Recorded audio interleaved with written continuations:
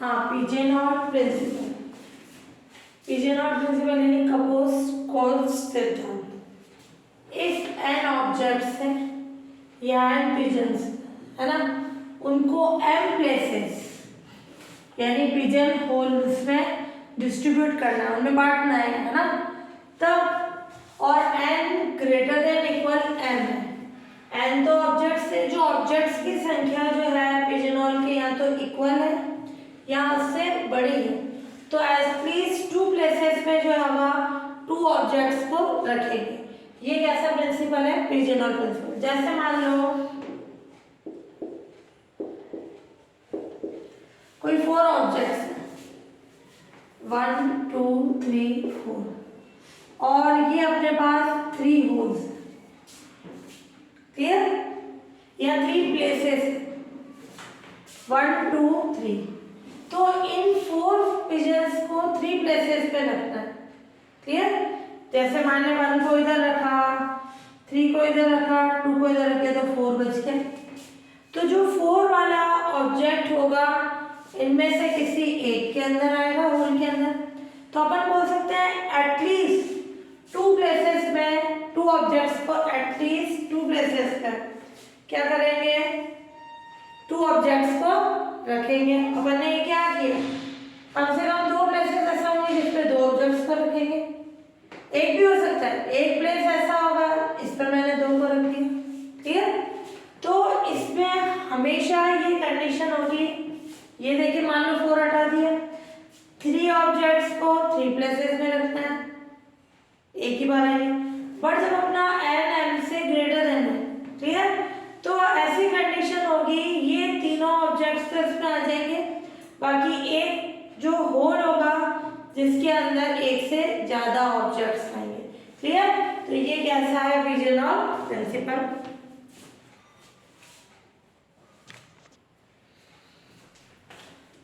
इसमें ये कंडीशन लगा देना एन ग्रेटर देन, तो ये कंडीशन सम प्लेसेस में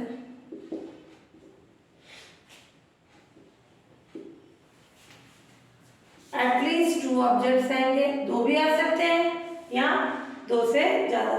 सम प्लेसेस में एटलीस्ट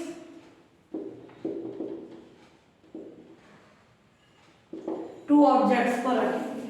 कुछ प्लेसेस ऐसे होंगे जहां 2 या 2 से ज्यादा भी रख सकते हैं। मान लो मैंने यहाँ ले लिया 5, क्लियर, तो ये क्या आ जाएगा 1 2 3 तो आ गया। अब ये 4 5 को मैं इसके अंदर डाल सकती हूँ, तो इस होल के अंदर कितने हो गए ऑब्जेक्ट्स, 3, क्लियर।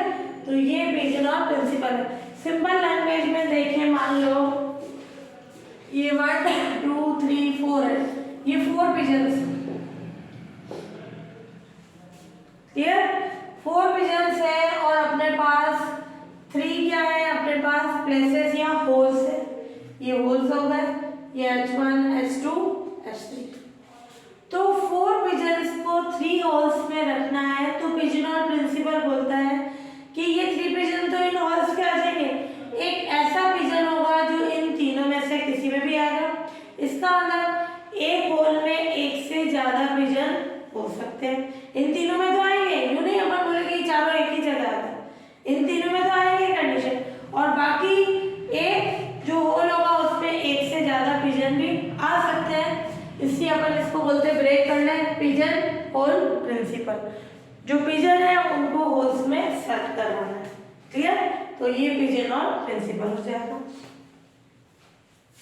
जनरलाइज्ड पिजनॉल प्रिंसिपल, ये बोल रहा है एन पिजन्स है और एम पिजनॉल्स है जिसमें एन ग्रेटर देन एम है, क्लियर। उसमें ज्यादा दे रखा, उसमें इक्वल कर सकते हैं, इसमें जनरल की एन ग्रेटर देन एम है, जो नंबर ऑफ पिजन्स है पिजनॉल्स से क्या हो ज्यादा है।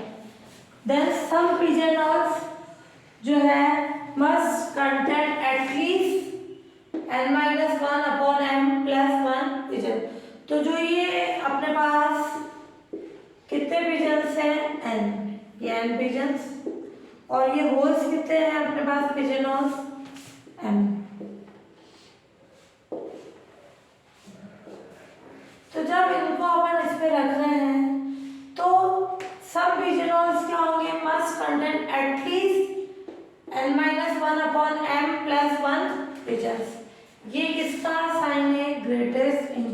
फंक्शन का कि जो n में से 1 लेस करा था n-1 अपॉन m, उसका ग्रेटेस्ट इंटीजर फंक्शन लेना और प्लस 1 लेना। ठीक है, तो अब ग्रेटेस्ट इंटीजर फंक्शन क्या होता है कि ये वैल्यू या तो x के इक्वल होगी या x से छोटी होगी, कभी भी x से बड़ी नहीं होगी। पॉइंट में आ रहा है, जैसे अपना सिंबल 1 2 3 आ रहा है तो ये 1 सिंबल इंटीजर में आ रही है, और जैसे अपन ने 1.99 ऐसे कुछ लिया तो ये 1 और 2 के बीच में तो लीस्ट वैल्यू आती है। क्लियर, तो ये वैल्यू x से कभी भी ज़्यादा नहीं होगी, ये कंडीशन। तो इसको प्रूफ करने के लिए अपन ने मान लिया लेट इफ पॉसिबल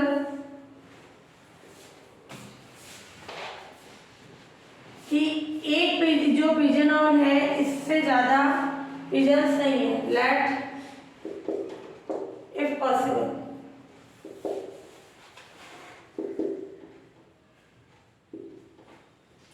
अपन ने ये मान लिया लेट इफ पॉसिबल किसी पिजनहॉल में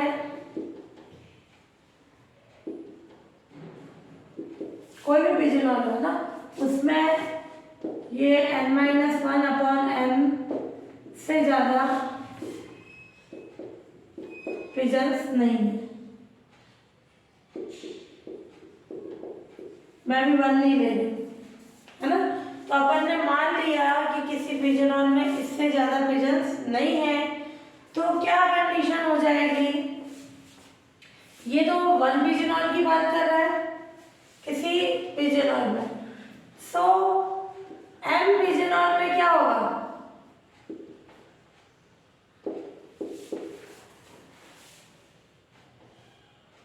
n-1 अपॉन m से ज़्यादा पिजन्स नहीं होंगे। ये एक पिजनहॉल की बात कर रहा है कि एक हॉल में इससे ज़्यादा नहीं हो सकते, तो जब m पिजनहॉल है उसमें इससे ज़्यादा नहीं हो सकते, तो क्या कंडीशन हो जाएगी अपने पास, सो m ये ग्रेटेस्ट इंटीजर फंक्शन ये कितना हो जाएगा, लेस देन इक्वल m, ये कंडीशन n-1 अपॉन m, ये ग्रेटेस्ट वाली कंडीशन से लिखा है। n-1 अपॉन m किसके इक्वल होगा, less than equal n-1 upon m, greatest integer से डेफिनेशन से ग्रेटेस्ट इंटीजर ऑफ x क्या होता है, लेस देन इक्वल x, तो ये अपन ले रहे हैं greatest integer of n-1 upon m less than equal ये, तो इससे कंडीशन आ जाएगी अपने इसको m से मल्टीप्लाई कराया, ये n-1 अपॉन m की कंडीशन ये आ गया। तो इससे कंडीशन आ गई, ये कैंसिल हो गया, n-1 अपॉन m, ध्यान से देखना ये लेस देन इक्वल n-1, इस 1 को इधर शिफ्ट करा, ये plus 1 less than equal n। तो इतने पिजनहॉल्स में ये जो वैल्यू है इसके ज़्यादा पिजन नहीं आ सकते क्योंकि n बड़ा इक्वल है, क्योंकि ये नंबर ऑफ किसको डिनोट कर रहा है, पिजनहॉल्स को।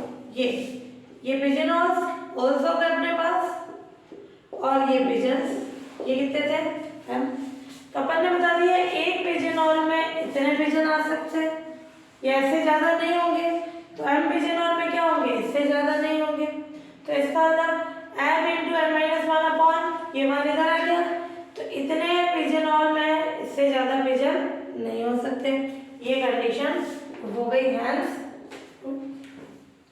क्लियर। ये मैं ये कंडीशन पूछी गई है।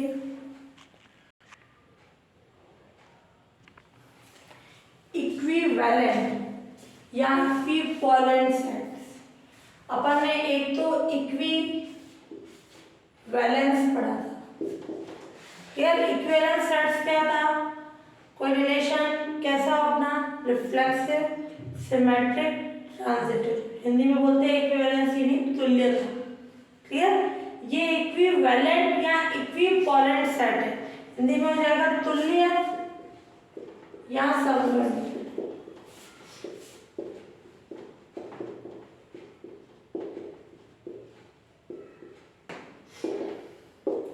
तो two sets A and B equivalent sets कहलाते हैं। Two sets A and B equivalent या इक्विपोलेंट।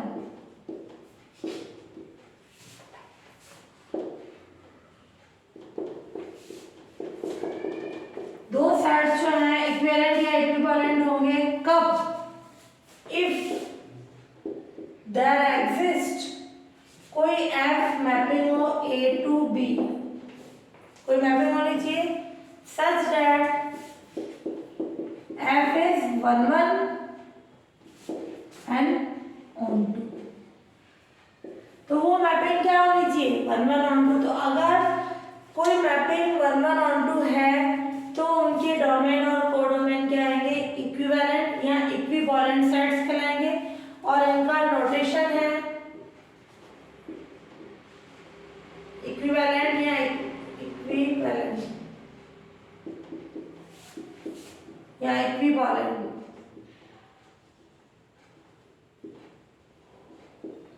सेट्स का नोटेशन क्या होगा? ये इक्विवेलेंट या इक्विपोलेंट की कंडीशन होगी। क्लियर? तो मेन क्या होनी चाहिए? मैपिंग 1 1 ऑन टू होनी चाहिए।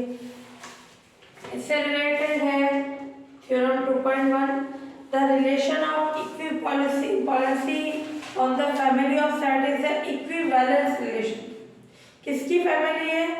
इक्विपोलेंसी यानी जो सारे फंक्शंस है वो 1 1 ऑन टू है। तो वो रिलेशन क्या प्रूफ करना है? Equivalence relation. ध्यान से समझना। टू प्रूव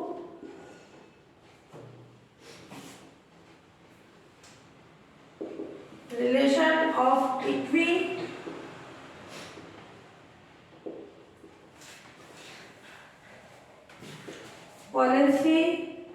या equivalent on the family of sets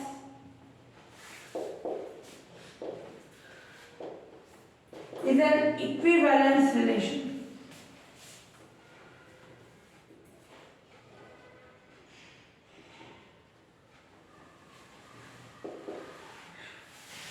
equivalence और ये इक्विवेलेंट में डिफरेंस था, ये तुल्य संबंध यानी कोई मैपिंग 1 1 ऑन टू होनी चाहिए। इक्विवेलेंस का अंदर कोई रिलेशन जो अपना इक्विवेलेंसी का रिलेशन है ये उसको अपन को क्या प्रूफ करना है? Reflexive, symmetric and transitive.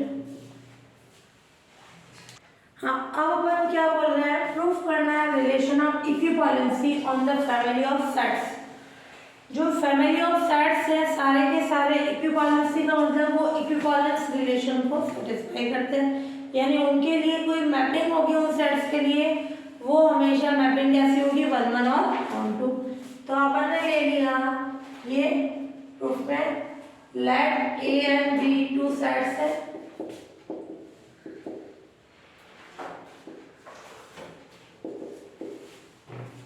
Clear? A और बी टू सेट्स है और ए और बी के बीच कैसी कंडीशन है?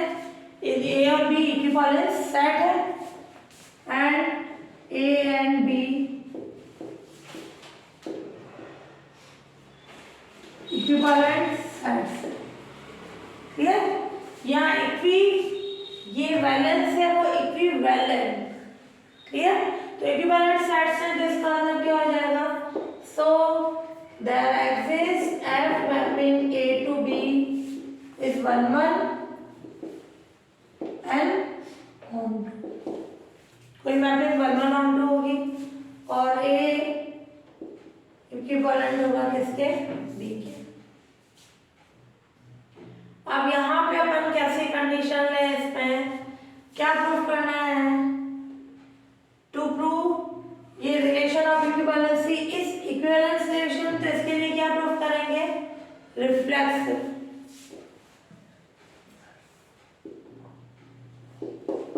यानी इस रिलेशन को ए की इक्विवेलेंस हो। क्लियर? तो ये प्रूफ करेंगे अपन, टू प्रूव ए इक्विवेलेंट है या इक्विवेलेंट है ए के। तो इसके लिए अपन ने क्या राइट कर लिया, identity mapping A to A such that I, यहाँ ए लिखना चाहो कि वो ए के एलिमेंट से बन रही है, आई ऑफ ए एक्स किसके इक्वल है, एक्स के, फॉर ऑल एक्स किस पे बिलोंग कर रहा है, ए में। तो इस आइडेंटिटी मैपिंग को क्या बताना पड़ेगा, 1 1 एंड 1 2। तो टू प्रूव आई इज 1 1 के लिए क्या लें, लेट दो एलिमेंट ले लें एक्स और वाई डोमेन के, डोमेन कौन है, ए।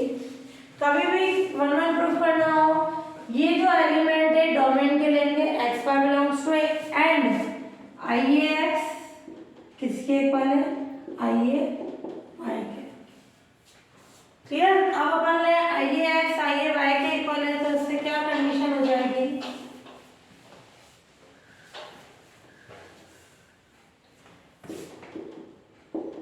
आई A x I A y के इक्वल है, यानी एक्स इक्वल्स टू वाई। तो इससे क्या प्रूफ हो गया, आई ए इज 1 1। फिर ऑन टू में की यानी आच्छादक की कंडीशन होती है, कोर डोमेन के एवरी एलिमेंट की प्री इमेज पूर्व प्रतिबिंब डोमेन में होना चाहिए, कोर डोमेन, ये एक्स कोर डोमेन में होगा, let for all x belongs to A, A कौन है, core domain, there exists x belongs to a such that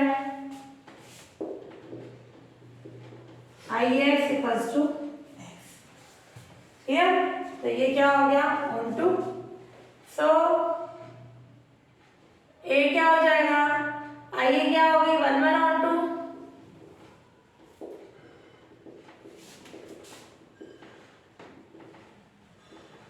ये मैपिंग 1 1 ऑन टू हो गई। इसका मतलब क्या हो जाएगा, ए इक्विवेलेंट हो जाएगा किसके, ए के, ये रिफ्लेक्सिव हो गया। फिर सिमेट्रिक,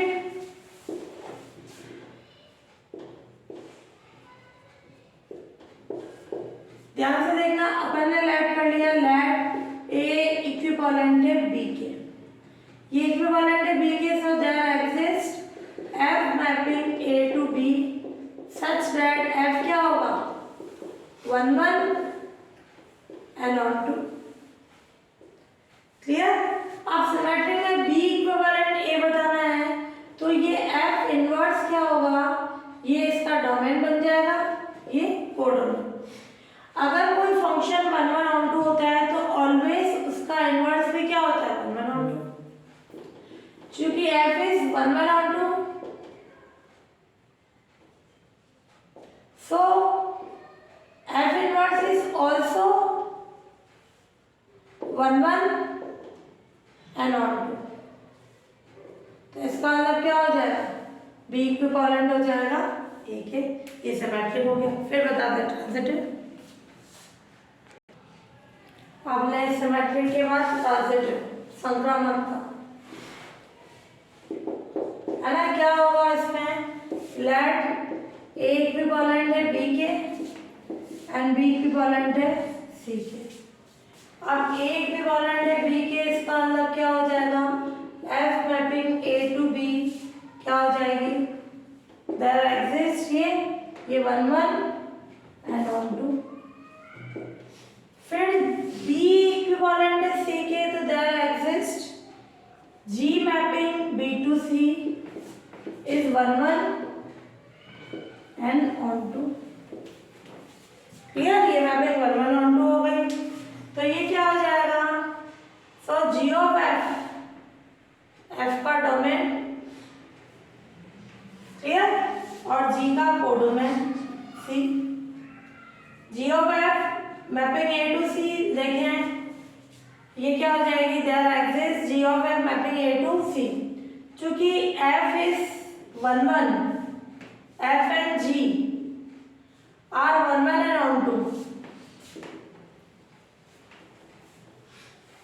ये अपन ने फर्स्ट चैप्टर में थ्योरम पढ़ी थी, अगर दो फंक्शन 1 1 और 2 है देन उनका कंपोनेंट फंक्शन इज आल्सो 1 1 और 2, then g of f is also 1 1 and on 2। तो ये मैपिंग 1 1 on 2 है, तो इसका डोमेन ए और डोमेन सी है, तो ए इक्विवेलेंट क्या हो जाएगा, ठीक है। तो अपन ने लिया क्या था, A equivalent B and B equivalent C, so A equivalent क्या हो जाएगा, C. So relation of equivalency क्या हो जाएगा, इक्विवेलेंस रिलेशन, है ना, तुल्यता संबंध। So hence relation of equivalency is equivalence relation, यानी तुल्यता संबंध है। तुल्यता संबंध यानी रिफ्लेक्सिव, स्वतुल्य, सममित और संक्रामक, तीनों आ गई कंडीशन, हो गई।